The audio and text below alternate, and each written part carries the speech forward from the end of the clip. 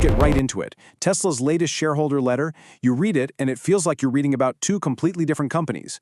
On one hand, you've got this manufacturing giant that's showing some really serious signs of stress. On the other, you have this futuristic AI firm, and they're laying the groundwork for what they hope is going to be a complete takeover of the physical world. The market is completely torn, and the stock price reflects all of that confusion. So our job here at Iron Financial is to hammer out which one of those stories is the real deal. Yeah, and that's the multi-trillion-dollar question, isn't it? What are we actually looking at here? Are we looking at the past or the future? Are these shaky automotive numbers a fundamental crack in the foundation that could bring the whole structure down? Or is this just the messy, noisy construction site for a technological skyscraper, the likes of which we've never, ever seen before? Is the hype actually real, or is the market about to get a very painful reality check? For those of you who are new, welcome to Iron Financial. Our mission here is simple. We forge stronger portfolios by taking a hammer to market weakness. We don't deal in hype. We deal in hard data and structural integrity. So today, we're putting Tesla's Q4 2025 earnings under a full stress test. We are going to hammer out the facts, find the load-bearing walls, and expose any rust we find along the way. So here's our blueprint for today's teardown. First, we're going to break down the two faces of Tesla that are being presented to the market right now. Then, we're going deep on the core business, that's the automotive engine, and we're going to examine the cracks that are starting to show. Next, we'll test the strength of the supporting beams, their energy and services divisions. From there, we'll examine the blueprints for the future, AI and robotics. Then, we are going to put the valuation itself under the hammer to see if it can withstand the pressure. And finally, we'll deliver our verdict. Is this company made of iron, or is it starting to rust? Okay, first things first. For all the talk about AI and robots and everything else, Tesla is still, fundamentally, a car company. That is the foundation that everything else is being built on. So before we start talking about skyscrapers, we need to check the concrete. And right now, that concrete is showing some pretty serious stress fractures. Let's drill down into the numbers. Let's just start with the one headline number that really sets the tone for this whole discussion: -9%. That's the year-over-year drop in total vehicle deliveries for the full year 2025 compared to 2024. Now, to be perfectly clear, this is not a slowdown in the rate of growth. This is a contraction. The engine is actually running in reverse. This is the first major structural crack we need to take a very close look at. And look, a percentage can feel kind of abstract sometimes, but this slide shows you the sheer scale of that drop. These are the hard numbers, right from Tesla's own report. In 2024, they delivered almost 1.8 million vehicles. Pretty impressive. In 2025, that number fell to just over 1.6 million. That's a shortfall of more than 150,000 cars. That is a massive number of units that just didn't move, a clear signal of weakening demand or maybe significant production headwinds. Either way you slice it, it is a big problem for the core business. And it's not like this is some internal blip that nobody's noticing. The market sees it loud and clear. As Globally News pointed out, that Q4 delivery number wasn't just a miss. It was the lowest quarterly total they have posted in years, since the second quarter of 2022. So we are not just talking about a little speed bump here. This is a trend reversal. This isn't a minor dip. It is a significant, multi-year low point. That's a serious red flag that all the skeptics are pointing to right now. Exactly. And a delivery slowdown like that hammers the financials directly. It's simple, right? Fewer cars sold means less cash in the door. The impact is laid bare right here on this slide. Just look at the total automotive revenues for the fourth quarter. In Q4 of 2024, they brought in nearly $19.8 billion. This past quarter, under $17.7 billion. That is a $2.1 billion hole in the revenue year over year for a single quarter. That is a massive amount of cash flow that has simply vanished from their primary business line. But it is not all negative on the automotive front. Amid the falling sales, there's a really key detail buried in that shareholder deck that points to some strong operational discipline. While they're selling fewer cars, it turns out they're actually making more profit on each one. The gross margin jumped from 18% in Q3 to over 20% in Q4. This tells me they're managing their costs really effectively, or they've maintained pricing power, even in a tougher market. It's a sign of a well-run factory floor. They're reinforcing the profitability of the core business, even as that top line shrinks, and that's a sign of underlying strength. Okay, fine. So the main engine is sputtering, but they're making it more efficient. The bull case says, don't worry about it. The other businesses will just pick up the slack. But can they really? Are the energy and services divisions actually strong enough to be the primary load-bearing walls for this entire company and its massive valuation? Or are they just decorative pillars that are going to crumble under the weight of this automotive decline? Let's put them to the test. Well, this chart lays out the story perfectly. On the left, you can see the automotive business contracting by 11%, but on the right, you've got these two massive pillars of growth being erected. Energy generation and storage is up a powerful 25% year over year. Services and other revenue is up a very healthy 18%. So on a percentage basis, these look like really powerful counterforces to the weakness in the auto sector. They represent a significant diversification effort that is clearly gaining some serious traction. And let's be crystal clear about this. The energy division is not a side hustle anymore. This thing is a serious, rapidly scaling business. They did $3.8 billion in revenue in the fourth quarter alone, and the report highlights record deployments of their megapack utility-scale batteries. Crucially, the gross profit from this segment hit a record $1.1 billion for the quarter. This is now a $1 billion a quarter profit center. It's a legitimate, heavy-duty industrial business that is firing on all cylinders, and it's providing a much-needed second engine for the company. But hold on. This is where we have to ask the hard questions. That growth is impressive, the percentages look great, I get it, but is it doing enough of the heavy lifting right now? We just established that auto revenues fell by $2.1 billion in the quarter. So how much did these other divisions grow in actual dollars? Well, energy revenue grew by about $770 million, and services grew by about $520 million. You add those together, you get roughly $1.3 billion in new revenue. That's a lot of money, for sure, but it doesn't fully plug the $2.1 billion hole left by autos.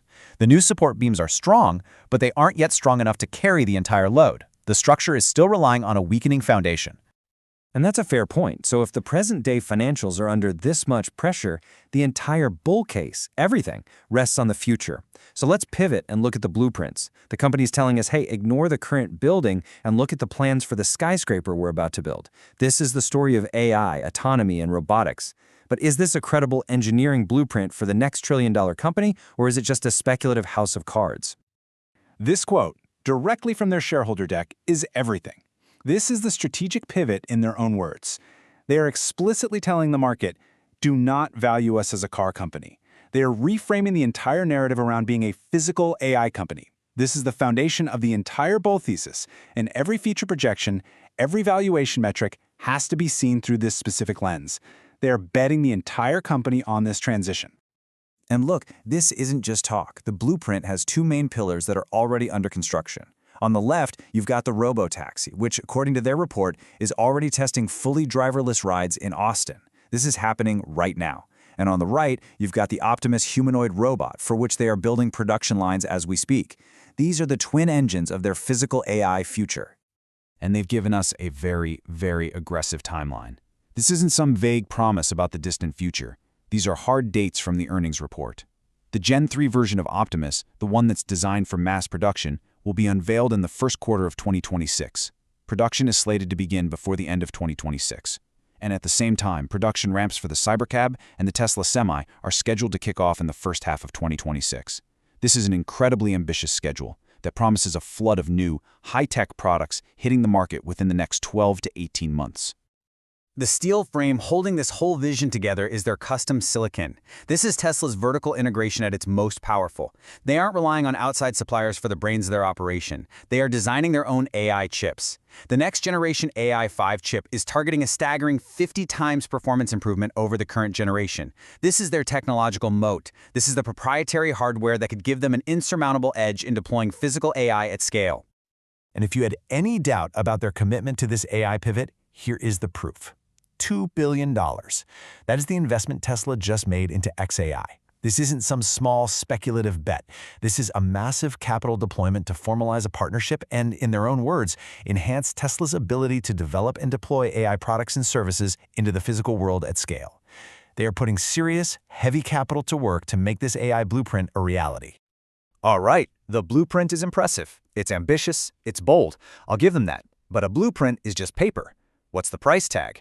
Because the market isn't just buying the current business, it's paying a massive premium for that future skyscraper.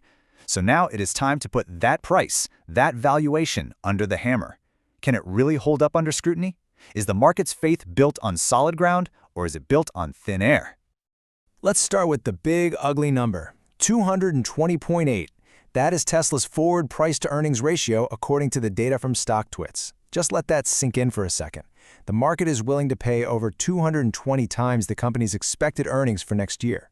A number this high implies expectations that go far beyond simple growth. It prices in near-flawless execution and the creation of entirely new, globally dominant markets for years, if not decades to come. Can any company on Earth truly justify that? And this comparison right here shows you just how extreme that number really is. It's not just high, it is in a different universe. Look at its peers in the auto industry. China's EV giant BYD trades at 18.5 times forward earnings. Ford is at 10.8. General Motors is at a paltry 7.2. You can't even put these on the same chart. The market is fundamentally screaming that Tesla is not a car company. I get it, but it's also valuing it at a level that even most high-flying tech and AI companies would find absolutely astronomical. This is a valuation built entirely on faith in that future blueprint. And you know what? That faith is being tested right now. Despite all the AI hype, the stock has been a laggard. As StockTwits reports, the shares are down on the year, and more importantly, it's underperforming the other tech megacaps. While names like Nvidia and Meta are just soaring, Tesla's struggling. This suggests to me that the market is starting to demand more than just a story. It's starting to ask for proof, and the stock price is reflecting that growing impatience and skepticism. And part of that skepticism comes from this. Tesla does not have a clear and open field here. The race to autonomy is incredibly competitive. You've got Alphabet's Waymo, backed by the full force of Google's capital and AI expertise. This is not a science project. It's a real commercial driverless service that is actively expanding. They are already operating in multiple cities, generating real revenue, and collecting tons of data. So anyone who believes Tesla is the only serious player in this game is simply ignoring a massive, well-funded competitor that is already on the road. All right, we've hammered on the foundation, we've tested the support beams, and we've scrutinized the blueprint. We've seen the cracks in the present and the incredible ambition for the future. So let's bring it all together and deliver the final verdict. When you weigh all the evidence, is this company fundamentally made of iron, or are we starting to see the beginnings of structural rust? Look, the bull case sees a vertically integrated AI juggernaut. It sees the custom silicon, the robotics, the data collection from the fleet, and that clear, ambitious blueprint as the foundation for a company that will dominate the physical world with AI. But the bear case, however, sees a car company with slowing sales and shrinking revenue, propped up by a speculative narrative that is priced for a level of perfection that is almost impossible to achieve. It sees that 220 PE ratio not as a sign of confidence, but as a sign of dangerous delusion. So we're going to leave you with the final question, because at the end of the day, it's your portfolio on the line. You've seen the evidence that we've hammered out today. You've seen the numbers from their own reports and the context from the market. Is this a stock being forged in the fires of innovation, built of iron for the next decade? Or is the current weakness in the core auto business a sign of deep structural rust that threatens to bring the entire fantastically priced structure tumbling down? That's the multi-trillion-dollar question you have to answer for your own portfolio.